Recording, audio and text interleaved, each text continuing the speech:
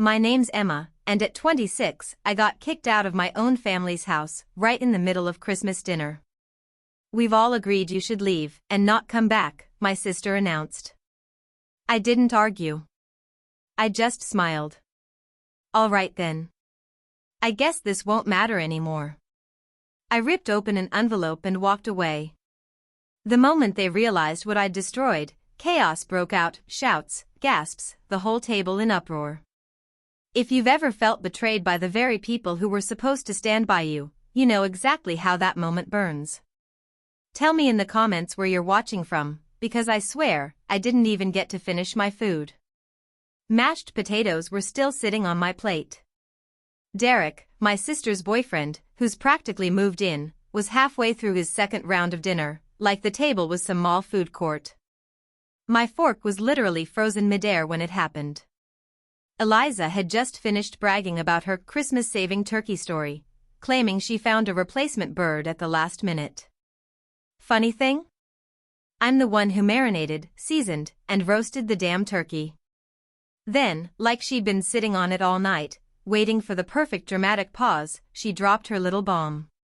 We've all decided you need to go, she said, sipping her wine like she was auditioning for Real Housewives of passive-aggressive suburbia. Just one rehearsed line, and the room went quiet. I blinked once. Twice. My mom cleared her throat, but didn't speak. My dad didn't even look up. Derek buried his face in gravy like it was suddenly the most interesting thing in existence. So I asked, calm as I could, what? And Eliza repeated herself, slower this time, as if I were dense. We've all decided, it's time you moved out. For good. No one corrected her. No one said, that's not what we agreed on. Which meant, of course, that they had all agreed. Behind my back. Apparently, family meetings don't require all family members anymore. I looked around the table, my mom twisting her napkin like it was a lifeline, my dad cutting food he wasn't eating, Eliza smirking in her cozy white sweater that somehow looked villainous on her, and Derek, poor, spineless Derek, chewing bread like he hoped to vanish behind it. Something inside me cracked. But instead of breaking down, I reached into the hoodie pocket I'd slipped something into earlier. I'd meant to wait until dessert, to give it with a little speech I'd rehearsed. But not now. Not anymore. I pulled out a thick cream-colored envelope, sealed with a gold sticker. I held it up.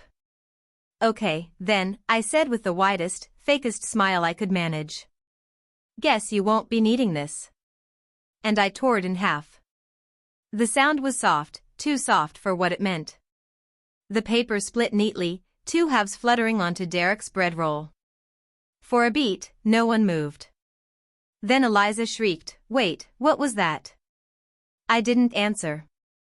I just grabbed my coat off the chair, walked upstairs, and began stuffing my life into a backpack, charger, socks, toothbrush, clothes shoved in without folding. Downstairs, voices rose. Eliza panicking. My mom muttering about bad timing. My dad, or maybe Derek, hard to tell, finally trying to smooth things over. But I kept packing. I glanced around my room one last time. The twin bed. The dent in the wall from when I tripped over my laundry basket. The bookshelf still holding my 7th grade spelling bee trophy, ignored ever since Eliza won regionals the year after. No goodbye. Just me, walking down the stairs, noise crashing behind me, realization setting in for them. I didn't look at their faces. Didn't gloat. Just opened the door, stepped into the cold, and closed it behind me. They didn't chase me. Not immediately. But I knew they would, once they figured out what I had just destroyed. It wasn't just a letter. It was something that could have changed everything. Packing a bag in your own house feels like breaking into it. Worse still when no one tries to stop you. They just let you go. It hadn't always been like this. Or maybe it had, and I was too young to notice. My childhood was basically living in someone else's highlight reel. Eliza was the golden child before she could even walk. People joked that the sun shined brighter on her crib. At family parties, everyone said, "Better watch out for this one," ruffling her hair while I sat nearby like background decoration. And to be fair, Eliza was magnetic. She had that glossy, magazine ad charm adults adored. Teachers praised her. Neighbors admired her. She got trophies for just existing. Meanwhile, I once shared a good effort certificate with 2 other kids. Mom treated Eliza like a second chance at herself, her perfected draft. Shopping trips, whispered conversations in the kitchen, inside jokes. I cleaned up after dinner and overheard her say once, "You're the only one who really understands me." I was 12, standing in the next room. Dad stayed neutral. Which basically meant absent. As long as bills were paid and no one cried, he thought everything was fine. Then there was Aunt Margaret. Not really our Aunt Mom's godmother, technically, but everyone called her Aunt Margaret. She was old money. Mansion, pearls before noon, sharp tongue, sharper wardrobe. No kids, no siblings, just us. And by us, I mean mostly Eliza. Eliza visited her constantly, spa days, lunches, little gift boxes on return. Mom cheered it on, calling it bonding. I rarely went, except when Eliza was busy or Margaret asked for me. I liked her, actually. We talked about books, news stories, squirrels in her garden. She never made me feel small. When I turned 18, she gave me a fountain pen. "Every girl should own something beautiful no one else touches," she told me. I still have it. Never used it. You can guess where this is going. Aunt Margaret died a few months ago. Peacefully in her sleep. Eliza got the call. I found out through a group text. She'd been sick, something no one bothered to mention. And the family? Not devastated. Not exactly grief. That's not how they acted. It was more like the quiet disappointment people show when their flight gets delayed, mildly inconvenienced, not heartbroken. Because everyone knew what came next, the will. We gathered in Aunt Margaret's lawyer's office, a sleek downtown firm with stiff chairs and complimentary mints. Eliza showed up looking like she had brunch with royalty scheduled afterward. My mom put on pearls, my dad dusted off a suit he hadn't worn since my graduation, and Derek tagged along, bold move, considering his only tie to us was leftover food in the fridge. Me? I wore jeans. We sat waiting while a paralegal passed out bottled water. Then the lawyer, a rigid man named Harland, opened a leather folder, cleared his throat like he was about to sing, and began. The house. The accounts. The car. The jewelry. The investments. All of it, to me. Not divided. Not shared. Just mine. The silence that followed still lives in my bones. Eliza blinked like a glitching robot. My mom's mouth opened but never closed. My dad made a noise that sounded like his brain rebooting. And Derek, bless his useless soul, muttered, "Wait, her?" Harlan didn't even flinch. He kept reading, donations, burial notes, estate instructions, but nothing after that first line mattered. We shuffled out into the parking lot afterward, no one speaking. I didn't say a word. Couldn't. I was still waiting for someone to tell me it was a typo, a cruel prank, some kind of mix-up. Eliza finally broke the silence. She didn't even look at me when she said, "What did you do?" And I just stared, because the answer was nothing. I hadn't schemed, begged, or even imagined inheriting anything. But guilt hit me anyway. Shame followed. After that, they froze me out. I'd walk into a room and conversations would die. Sit at the table, and the temperature dropped 10 degrees. I became the thief in their house, even though I hadn't stolen a thing. So I tried to fix it. I started writing a letter. The one I sealed with a gold sticker and tucked into my hoodie before Christmas dinner. Not because I'm a saint, let's be clear. I wasn't buying forgiveness or playing family hero. Honestly, I just didn't want their hate sitting on my shoulders. I didn't ask for this inheritance, but they made sure I knew I was the villain for getting it. And maybe, just maybe, part of me still wanted to believe we could be something resembling family again. So I spent 3 nights at my desk, running numbers.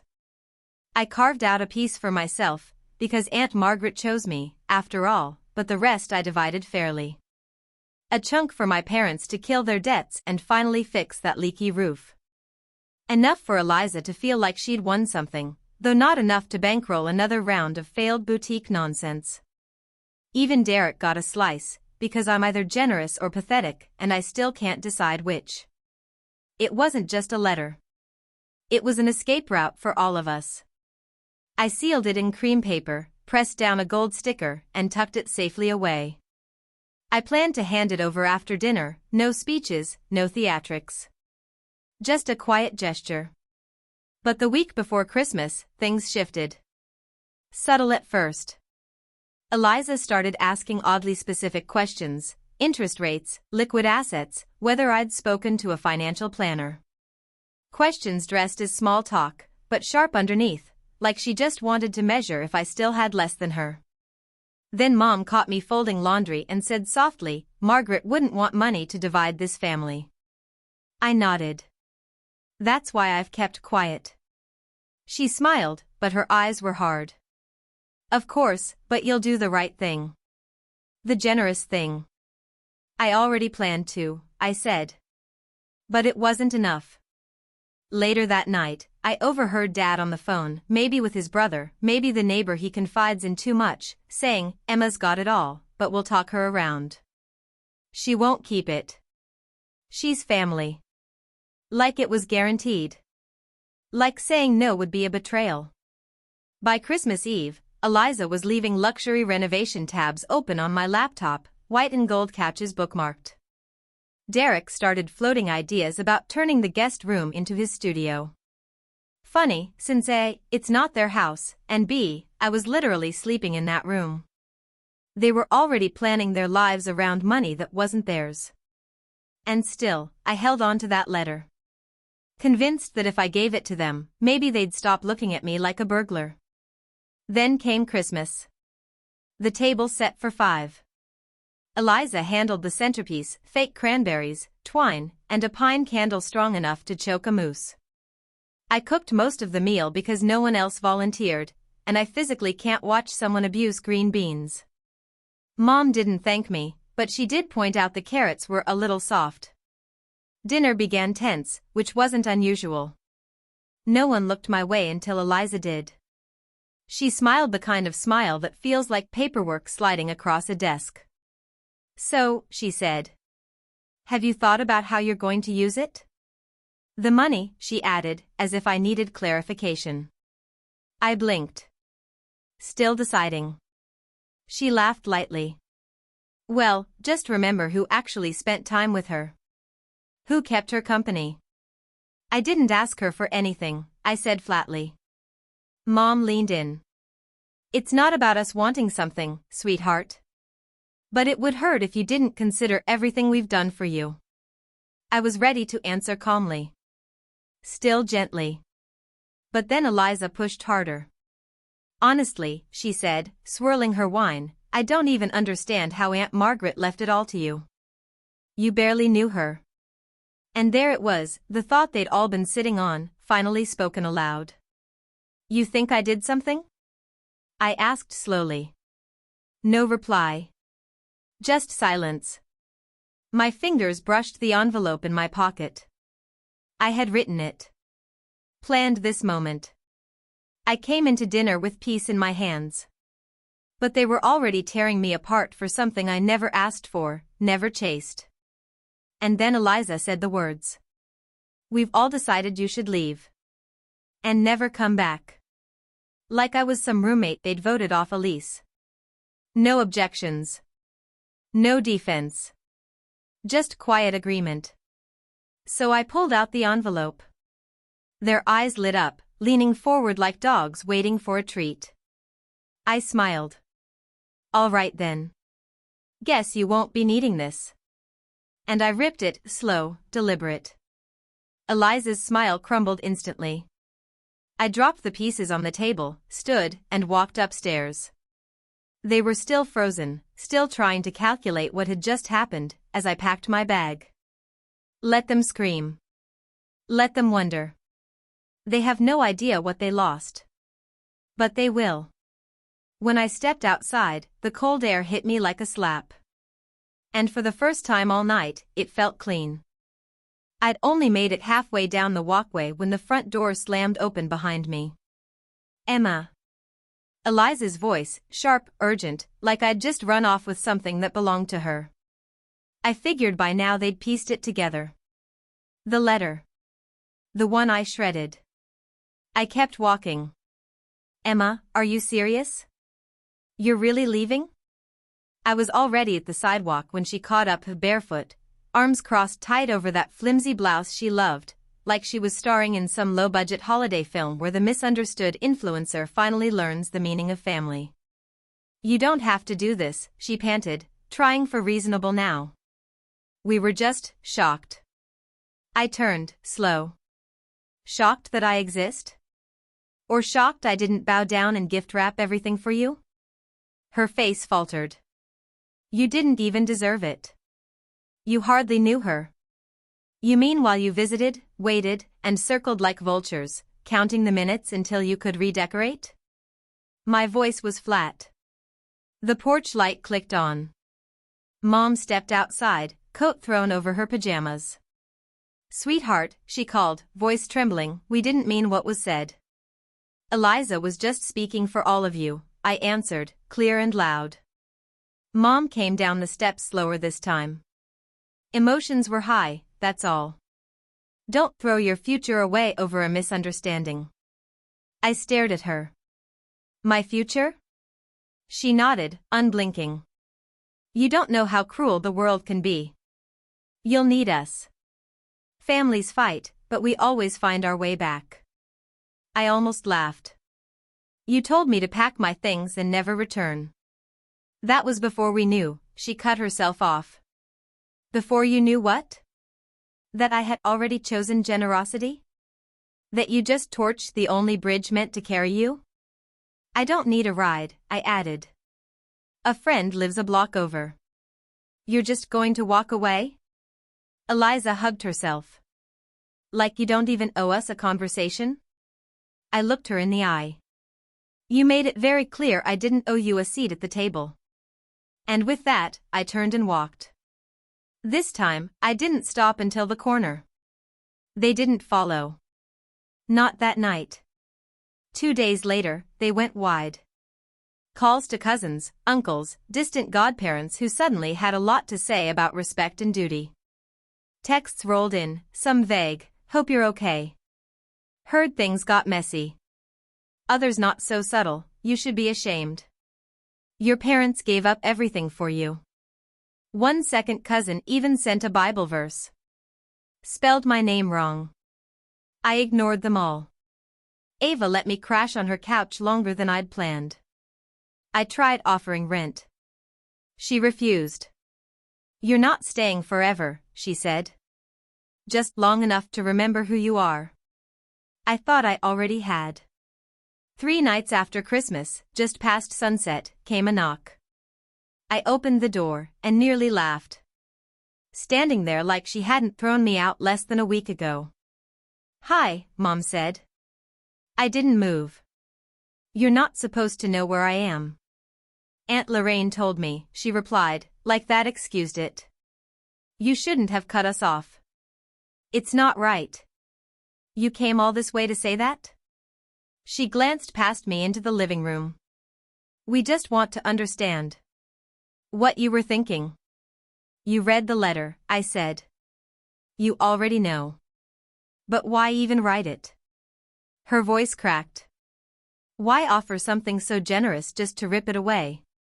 Because you told me to leave. We were upset. You meant it. She exhaled, sharp. Eliza's devastated. No, I corrected. She's humiliated. That's different. I started to close the door. I don't want it to end like this, she blurted. I paused. This isn't ending. This is you getting exactly what you asked for. I slipped a hand into my coat pocket. There's something, I said. Her eyes narrowed. A letter? From Margaret, I answered. Her neighbor sent it after. That shut her up. I pulled out the folded paper, creased and worn. I didn't hand it over. I read it aloud. Emma, by the time this reaches you, some people will be angry. That's all right. When expectations collapse, people forget what they already have. I didn't leave this to you because you tried to win me over. Quite the opposite, you never did. You showed up as yourself, no performance, no pretense. You treated me like a person, not a prize. That honesty stayed with me. This inheritance isn't a gift to earn, it's my trust in you. Build something that's yours. Live boldly, without apology. You don't owe anyone a share. You never did. With love and faith in your future, Margaret. When I finished, I looked up. Mom's face had gone pale. She knew who I was, I told her, even when you didn't. Her mouth opened. I gave her the smallest smile. Not kind. Not cruel. Just finished. Tell Eliza I'm not coming back. Then I closed the door. This time, I didn't look back. 3 weeks later, I moved into a one-bedroom with uneven floors and stubborn windows. It wasn't much, but it was mine. No one else's name on the lease. No footsteps outside my door to make me flinch. I didn't splurge. Not yet. I bought a real mattress, the kind chosen for comfort, not because it fit my childhood frame. Ava helped me hang a corkboard. I pinned one thing, Margaret's letter. Sometimes I reread it, not because I need convincing, but to remind myself it was real. I was seen. I was chosen. That's enough to begin. The calls stopped. Through whispers, I heard Eliza's rebrand tanked. Derek moved out. My parents keep to themselves. Apparently, no one likes visiting the house now. Too heavy, they say. I don't miss them. Not anymore. I miss the version of them I wished existed. But now, I know better. And knowing better is the closest I've ever come to peace. Do I ever wonder if I went too far? Not leaving. Not the silence. But the letter. Maybe it was foolish to think handing them money could rewrite who we were. Or maybe it was just the last scrap of hope, unraveling onto paper. Either way, I tore it up. And I don't regret that part. Not once. But tell me, what do you think? Was I right, or just naive like they always claimed? If you stayed with me through this, don't forget to hit subscribe for more.